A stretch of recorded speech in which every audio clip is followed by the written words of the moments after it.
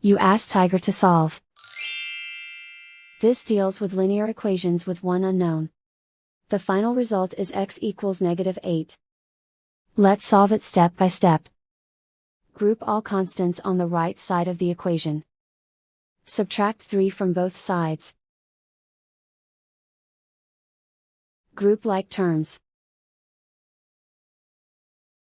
Simplify the arithmetic.